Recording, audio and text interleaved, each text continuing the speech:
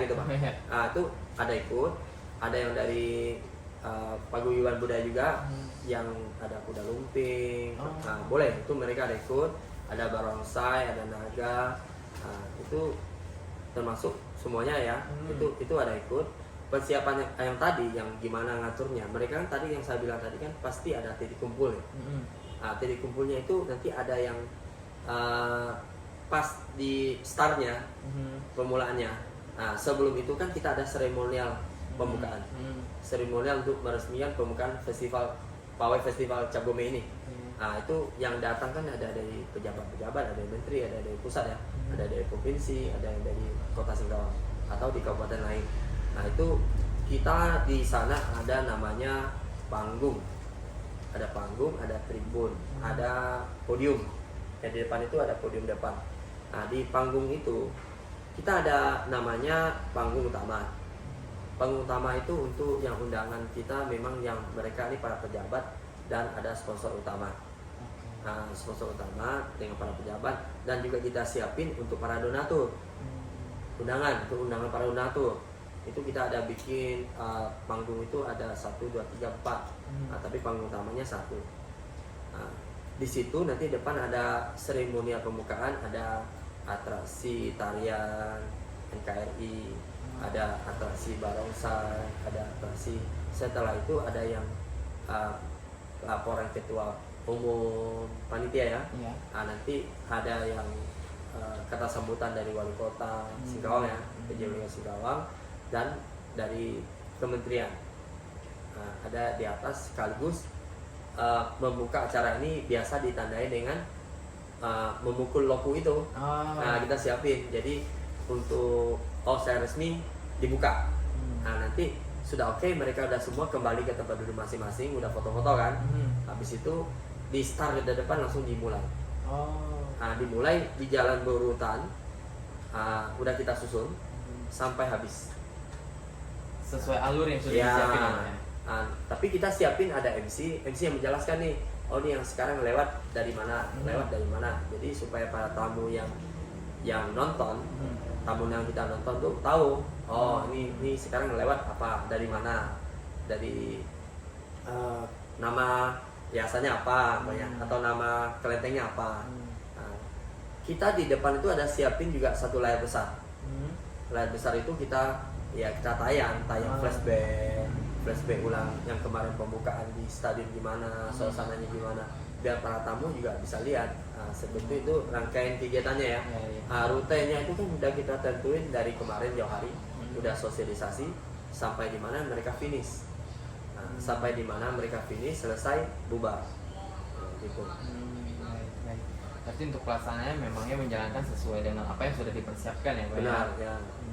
Nah, kalau misalnya nih Pak, ada nggak misalnya dari rangkaian acara ini, yang namanya acara pasti tidak pernah 100% sesuai dengan apa yang kita harapkan ya Pak ya? Ya benar. Ya pasti ada sedikit pun juga yang terjadi di luar dugaan.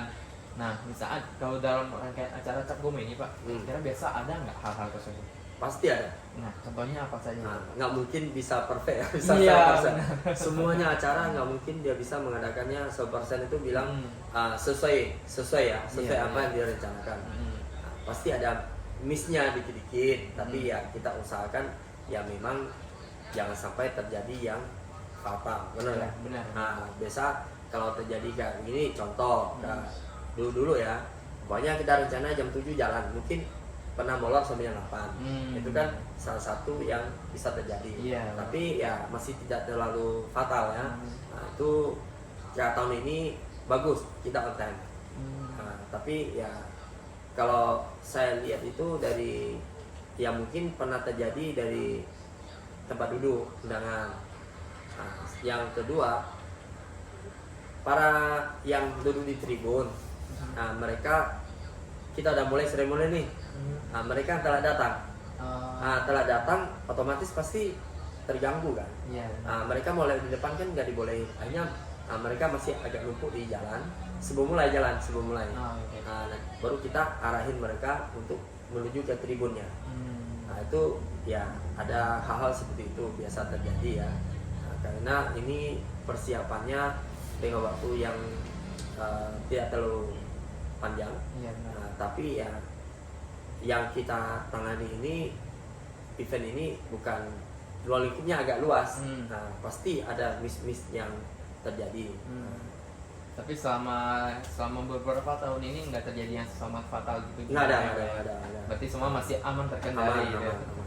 Nah, tadi kita juga sudah bahas untuk rangkaian acaranya, Pak. Nah, kalau untuk Cap Gome kan yang kita tahu tokoh utamanya pasti para tatung ya, Pak ya. Para tatung yang spektakuler dengan atraksinya, pertunjukannya, sampai memukau para penontonnya gitu.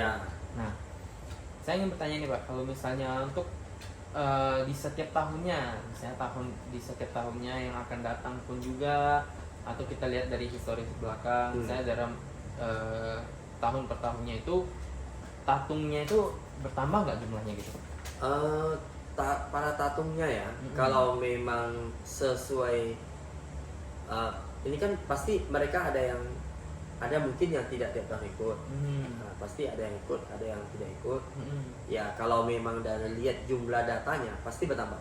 Bertambah terus ya? Pasti bertambah. Ya, nah, pasti bertambah. Cuma kan tidak mungkin ada yang baru. Kan ada namanya tatung baru ya. Nah, mungkin mereka tahun ini mungkin ya baru dapat, ya maksudnya panggilan lah. Dia bisa baru bisa jadi tatung gitu ya. Tapi mereka kadang begini hanya daftar, ya mereka ikut, ada yang mungkin tidak langsung dia ikut di pawai itu. Nah, kurang lebih memang pasti ada penambahan, tapi yang ikut itu ya memang kita juga ada target ya. Nah, karena kalau terlalu membludak ya pasti jalannya mungkin sampai sore nggak habis. Nah, itu yang biasa dari kita panitia memikirkan gimana timing waktunya dari mulai sampai selesai itu kira-kira berapa jam. Nah, berapa pesertanya, idealnya berapa. Berarti disesuaikan dengan kapasitas yang ada. Benar ya. Nah, kalau untuk peserta tatungnya sendiri ini hanya khusus untuk diperuntukkan untuk tatung yang ada di Singkawang, atau yang di luar kota Singkawang juga boleh ikut, Mbak? Biasa sih kita tidak melarang ya. Nah, ada yang dari luar kota Singkawang ikut, ada. Tiap tahun pasti ada. Nah, pasti ada. Tapi nggak banyak, pasti ada. Apa itu tergantung dari waktu pendaftaran? Misalnya kalau misalnya masih ada jatah istilahnya, nah dia mendaftar itu boleh gitu? Boleh. Sama kita pendaftaran kan kita ada kasih waktu. Ya, waktu selesai kita tutup.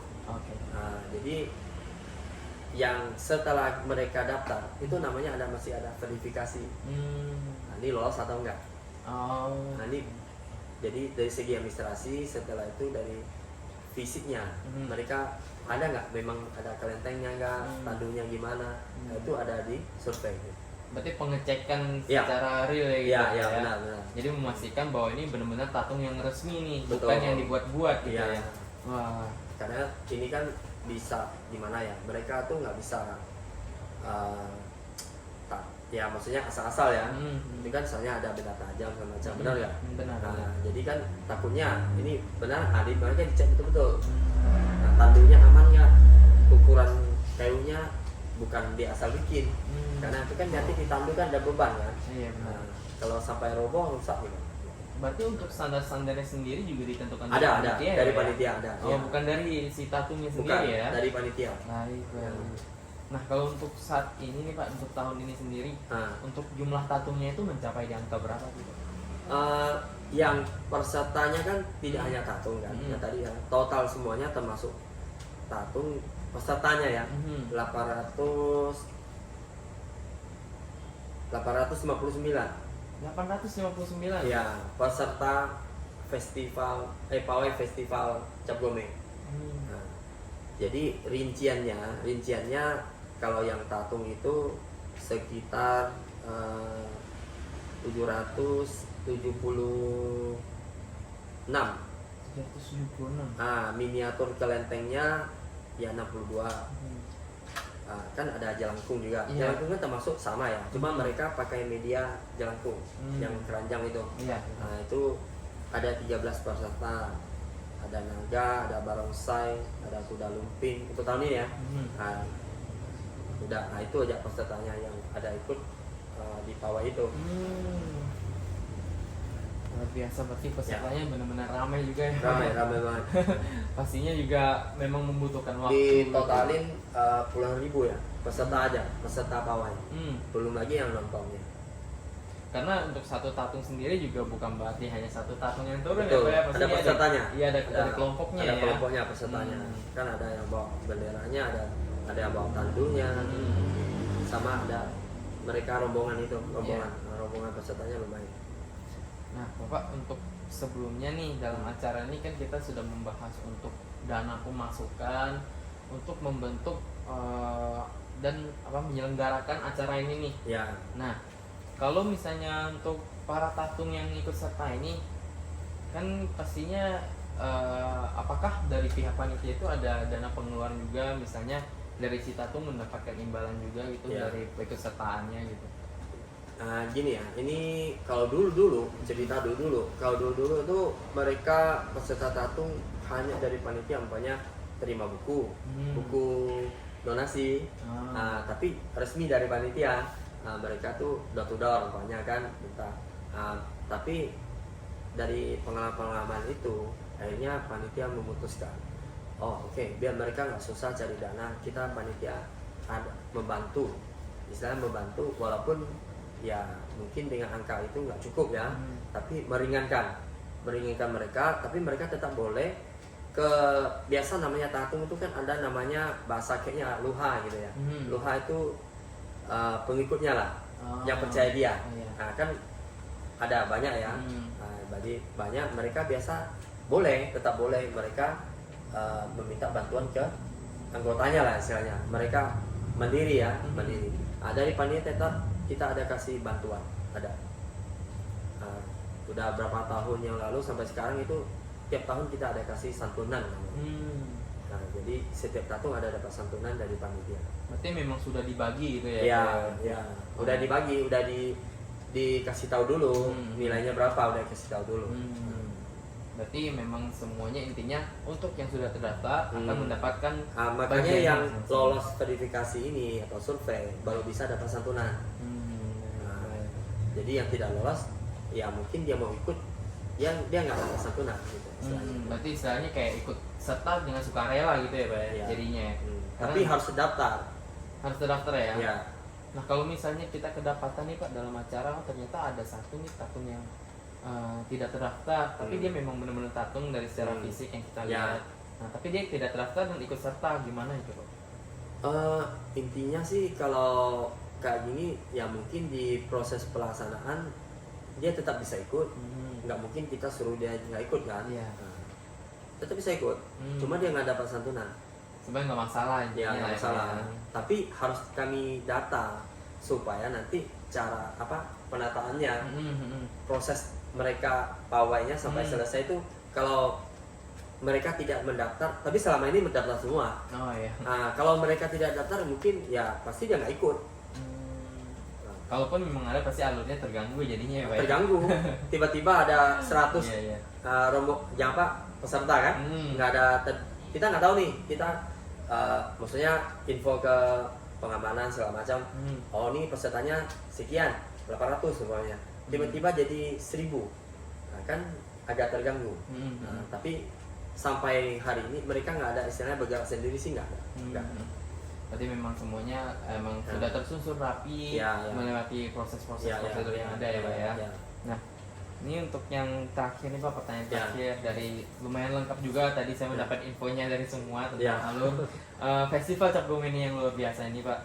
Nah, untuk yang terakhir nih, kenapa saya ingin bertanya kenapa untuk festival Cap Gome atraksi tatung di Singkawang ini terutama benar-benar harus dilakukan, karena kalau misalnya kita tahu ya Pak ya, memang untuk pusatnya dari dulu itu kalau saya yang baca sejarahnya, Singkawang emang pencetusnya istilahnya ya Pak ya.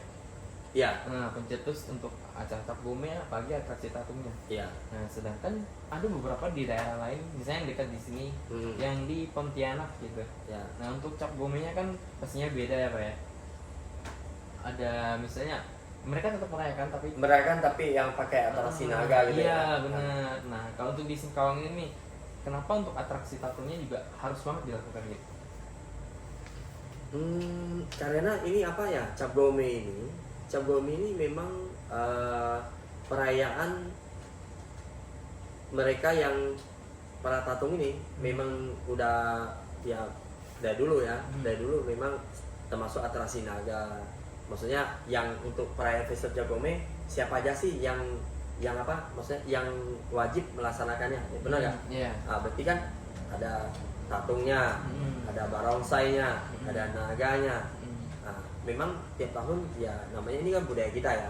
Jadi dari dulu memang udah ya mungkin kayak di Singkawang itu 1000 kelenteng julukannya, benar ya? Benar. Jadi memang paling banyak para tatung atau kelenteng-kelenteng yang ada lebih banyak ngumpul di Singkawang.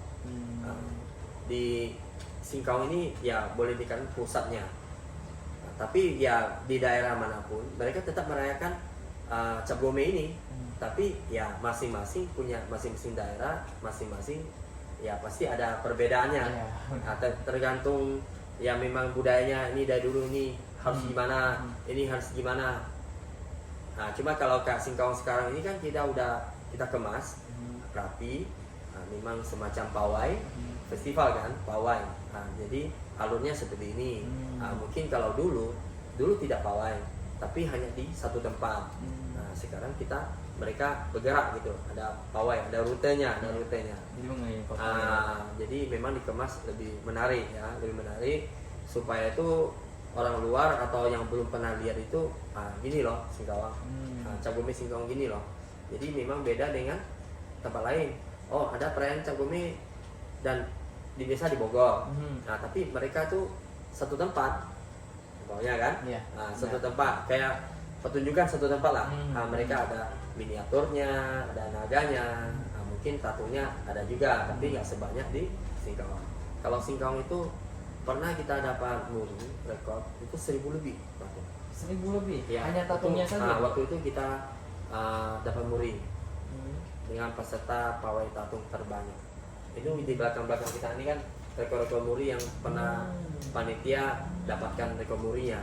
Rekor muri ini ada rekor muri apa yang kita ikutkan masuk muri gitu. Dia memang sudah ada tujuan yang kuat, alasan yang kuat yang dimana memang mau melestarikan budaya ini ya Pak ya. Maka dibentuklah panitia ini.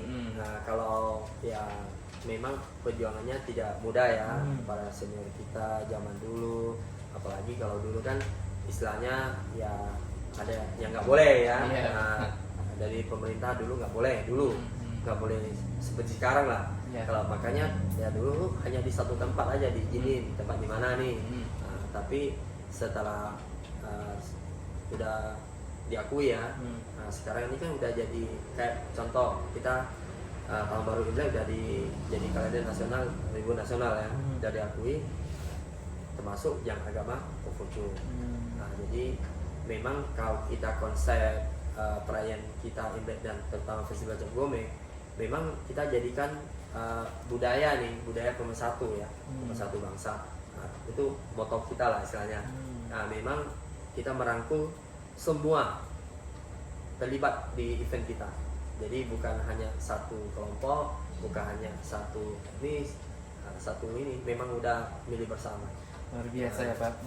Berarti kalau bisa saya simpulkan ya Pak ya, berarti alasan untuk harus diadakan acara Cap Gome ini yaitu melestarikan budaya kita pertama, kedua melakukan pemersatuan terhadap perbedaan, dan yang ketiga itu menghargai juga ya Pak ya, para pejuang senior-senior yang sebelumnya gitu. Luar biasa. Sama ini multi efeknya besar. Itu tadi belum saya tambahin. Itu dengan event-event kayak contoh perayaan Cap Gome ini kita konsisten ya, kita melaksanakan secara konsisten dari dulu tiap tahun pasti kita mengadain, makanya sampai diakui sekarang jadi event nasional. Kalau kita tidak rutin, tidak konsisten itu nggak bisa. Ini kita rutin, kita konsisten, itu multi efeknya ya mungkin bisa dilihat sekarang Singkawang kan. Perkembangannya ya untuk terutama di pariwisata udah berkembang pesat ya. Coba lihat di hotel-hotel, dulu nggak ada sisbel, nggak ada. Hotel Mahkota udah sampai 17 lantai, ada resort-resort berkembang ya, rumah-rumah makan berkembang. Itu salah satu efek positif dari event ini. Nah, jadi ya bisa menarik orang mau datang. Dari budaya sendiri ini saja bisa berdampak ke bidang Pasti pariwisata bisa, ya. dan pendapatan Ya. daerah juga ya Pak. Maka sekarang kan tetap digenjot ya. Mhm. Semua budaya, bukan hanya budaya Tionghoa, mau budaya Melayu, mau budaya Dayak, mau budaya ini siapapun. Mhm. Ya memang masing-masing harus mikirkan gimana membesarkannya, mengembangkannya supaya bisa jadi daya tarik wisata. Nah, daya tarik wisata dengan begitu berhasil, ya otomatis yang lain akan berkembang. Ya kan, benar kan? Ya. Akan buka lapangan kerja, akan membuat satu kota itu jadi lebih dikenal, lebih maju. Luar biasa sekali ya Pak untuk Singkawang ini, dan dimana untuk rangkaian acara Cap Gome yang dilakukan begitu konsisten, bahkan berdampak sampai pembangunan daerahnya ya Pak. Benar Ya? sekali, ya. Yang bisa menjadi lebih maju sampai hingga saat ini ya. Luar biasa sekali Bapak. Untuk Cap Gome ini saya benar-benar terkesan ya Pak ya, karena untuk dari infonya semua. Mungkin dulu belum tahu ya, Dulu masih belum tahu detailnya seperti apa, karena kalau misalnya kita lihat dari sisi pengunjung atau penonton, ya pastinya mereka hanya menikmati acaranya tersebut saja gitu. Betul. Ya hanya melihat atraksi-atraksi yang ada. Ya. Tapi kalau misalnya kita sudah mengetahui informasi yang sudah dari Pak Atong sampaikan tadi nih, Ya. udah benar-benar kita memiliki gambaran yang luas gitu, bagaimana perjuangannya dan juga dampak-dampak sehingga menghasilkan hasil yang memuaskan gitu, Ya. yang bisa memajukan daerah dan pendapatannya gitu. Pak Tom, terima kasih banyak untuk waktunya, Ya, untuk sama-sama. untuk pembahasan tentang Cap Gome ini sudah cukup ya Pak ya. Ya. Nah, saya sekali lagi saya ucapkan terima kasih banyak kepada Pak Atong Ya. yang sudah bersedia meluangkan waktunya, yang dimana memberikan kesempatan saya untuk mengetahui lebih dalam lagi tentang Cap Gome ini Pak. Sama-sama. Dan juga saya meminta maaf jika ada kesalahan kata dan pengucapan Ya. selama interview ini Pak. Terima kasih banyak ya Pak. Ya. Ya. Sampai jumpa lagi Pak. Ya.